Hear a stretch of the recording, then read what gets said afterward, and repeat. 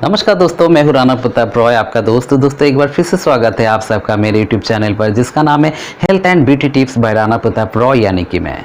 दोस्तों, आज के वीडियो में मैं डिस्कस करूंगा एट्रोपिन इंजेक्शन के बारे में। एट्रोपिन का एक बहुत ही अच्छा ब्रांड है जिसका नाम है ट्रोपिन इंजेक्शन, और ये नियॉन लैबोरेटरीज लिमिटेड के द्वारा निर्मित है। तो इसके बारे में पूरी जानकारी देने वाला हूँ कि ये कब कब इस्तेमाल किया जाता है इस इंजेक्शन का, और कितनी मात्रा में देना चाहिए, डोज क्या है इसका, और साइड इफेक्ट क्या है। तो वीडियो बहुत ज़्यादा खास है, इसलिए वीडियो के अंत तक बने रहिए। और अभी तक हमारे चैनल को आपने सब्सक्राइब नहीं किया है तो चैनल को सब्सक्राइब कर लेना और बेल आइकन को प्रेस कर लेना और प्लीज ऑल पे प्रेस करना, ताकि इस प्रकार के वीडियो का नोटिफिकेशन सबसे पहले आप तक पहुंच सके। दोस्तों, जो ट्रोपिन इंजेक्शन है इसके अंदर पाया जाता है एट्रोपिन सल्फेट इंजेक्शन। ये एक प्रकार का एंटीकोलिनर्जिक एजेंट है और इसका इस्तेमाल ब्राडीकार्डिया नामक बीमारी में करते हैं। ब्राडीकार्डिया एक प्रकार की बीमारी होती है जिसमें पेशेंट का जो धड़कन है वो कम हो जाता है, और इसके कम होने का बहुत सारा कारण हो सकता है, लेकिन इसका जो मेन काम है यही होता है कि जो धड़कन है उसको नियमित करना, रेगुलर करना, नॉर्मलाइज करना। तो ये जो इंजेक्शन है, देखिए, ये एक बेलाडोना नामक एक पौधा होता है जिसके एक्सट्रैक्ट से ये बनाया जाता है। और बेलाडोना एक प्रकार का विषाक्त पौधा होता है, और जिसकी वजह से इसका इस्तेमाल सोच समझ करके विशेषज्ञ डॉक्टरों के द्वारा ही किया जाना चाहिए। लेकिन जहर से ही जहर कटता है, और इसका इस्तेमाल भी अगर किसी प्रकार का पॉइजन का केस हो, जहर खा लिया है, जहर बॉडी में प्रवेश कर गया है किसी भी कारण से, तो उस समय हार्ट रेट पेशेंट का धीरे धीरे घट जाता है और पेशेंट की मृत्यु हो जाती है, जिसको रोकने के लिए इस मेडिसिन का इस्तेमाल करते हैं। इस मेडिसिन का इस्तेमाल करने से पेशेंट का जो हार्ट रेट है वो नॉर्मल हो जाता है। इसको कितनी मात्रा में देना चाहिए उसको जानने के लिए अंत तक बने रहिए। देखिए, ये जो इंजेक्शन है इसका इस्तेमाल पॉइजनिंग केस के अलावा और भी बहुत सारे केसेस में किया जाता है।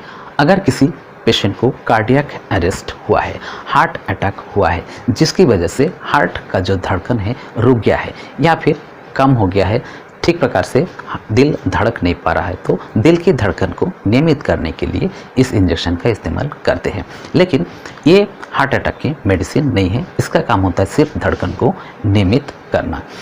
इसका जो काम होता है, जो स्मूथ मसल से, चाहे वो हार्ट का हो, चाहे वो इंटेस्टाइन का हो, चाहे वो स्टोमक का हो, या किसी भी अन्य प्रकार का एब्डोमाइनल इन्फेक्शन हो, या बॉडी के और किसी भी स्थान में, बॉडी के किसी भी भाग के मसल में किसी प्रकार का कॉन्ट्रैक्शन हो, तो उसमें इस इंजेक्शन का इस्तेमाल करने से उसमें जो कॉन्ट्रैक्शन होता है वो कम हो जाता है, जिसकी वजह से उसका जो कार्य है वो नियमित हो जाता है।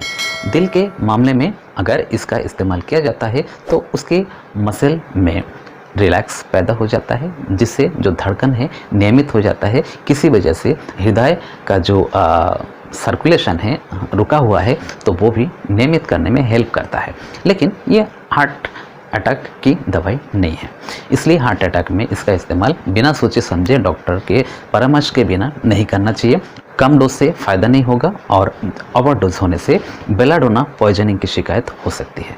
ये जो इंजेक्शन है बहुत ही इम्पोर्टेंट इंजेक्शन है, बहुत खतरनाक इंजेक्शन भी है, लेकिन ये बहुत महंगा नहीं है। इसका जो 0.5 mg प्रति 1 ml या 0.6 mg प्रति 1 ml का जो इंजेक्शन होता है वो आपको 4 से 5 रुपये में मिल जाता है। मार्केट में किसी भी मेडिकल स्टोर से आप खरीद सकते हो, लेकिन डॉक्टर की परामर्श के बिना इसको नहीं लगाना चाहिए। परामर्श क्या, इसको डॉक्टर के द्वारा और विशेषज्ञ डॉक्टर के द्वारा ही लगाना चाहिए। और कुछ पेशेंट जिनको इसका इस्तेमाल नहीं करना चाहिए, यानी कि इसका कॉन्ट्रा इंडिकेशन क्या है। देखिए, अगर किसी पेशेंट को ग्लूकोमिया या मोतियाबिंद की शिकायत है तो उनको इस मेडिसिन का इस्तेमाल नहीं करना चाहिए।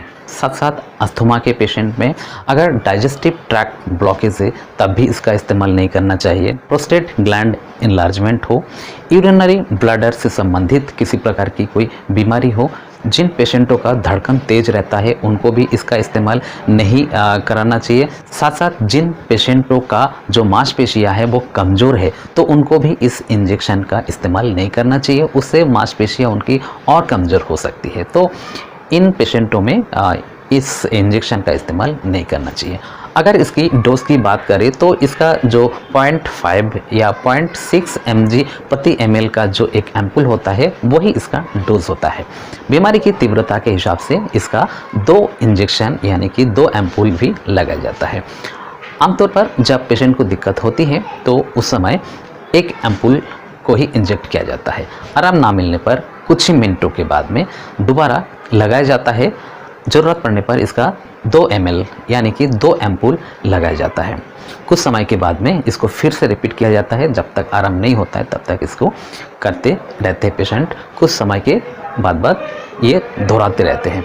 पेशेंट को आराम हो गया तो ज़्यादा देर में लगाते हैं और धीरे धीरे इसका इस्तेमाल को रोक देते हैं। इसका कम मात्रा देने से कोई फ़ायदा नहीं होता और ज़्यादा मात्रा देने से बेलाडोना पॉइजनिंग की शिकायत हो जाती है। अगर इसकी साइड इफ़ेक्ट की बात करें तो इसका इस्तेमाल करने से पेशेंट के नाक में, मुंह में एक प्रकार का रूखापन, सूखापन सा महसूस होता है। साथ साथ हार्ट रेट बढ़ जाता है, उल्टी उपकाय की शिकायत हो सकती है, कॉन्स्टिपेशन की शिकायत हो सकती है, आँख की पुतली का आकार बढ़ जाता है, यूरिन रिटेंशन की समस्या हो जाती है, यानी कि आपको पेशाब करने के बाद भी आपको ऐसा लगता है कि आपको दोबारा पेशाब लगने वाला है, मूत्रथली खाली नहीं होता है। साथ साथ चक्कर आ सकता है, निगलने में दिक्कत हो सकती है, गले में एक प्रकार का सूखापन सा हो सकता है। तो ये इसके साइड इफ़ेक्ट है। ये बहुत ज़्यादा फ़ायदेमंद और बहुत इमरजेंसी में इस्तेमाल होने वाला मेडिसिन है। इसका इस्तेमाल बहुत प्रकार के दर्द में, चाहे पेट का दर्द हो या किसी अन्य स्थान का दर्द हो, उसमें भी इस मेडिसिन का इस्तेमाल करने से बहुत ज़्यादा फ़ायदा होता है अन्य दवा के साथ में। साथ साथ जो ऑपरेशन होता है तो ऑपरेशन से पहले डॉक्टर्स एनेस्थेसिया देने से पहले इस इंजेक्शन का इस्तेमाल करते हैं। इस इंजेक्शन का इस्तेमाल करने से जो स्लाइवरी ग्लैंड है उसका सिक्रेशन कम हो जाता है, जिसकी वजह से जो ऑपरेशन है उसको करने में किसी प्रकार की कोई दिक्कत नहीं होती है। तो एट्रोपिन सल्फेट इंजेक्शन यानी कि ट्रोपिन इंजेक्शन के बारे में संक्षेप में जो भी मैंने जानकारी दी है आपको अच्छी लगी होगी। अच्छी लगी है तो वीडियो को लाइक करना, शेयर करना दोस्तों में, और चैनल पर पहली बार है तो चैनल को सब्सक्राइब कर लेना और बेल आइकन को प्रेस कर लेना और प्लीज़ ऑल पे प्रेस करना ताकि इस प्रकार के वीडियो का नोटिफिकेशन सबसे पहले आप तक पहुंच सके। तो दोस्तों इसी कामना के साथ कि आप सभी स्वस्थ रहिए, सुरक्षित रहिए। जय हिंद, जय भारत।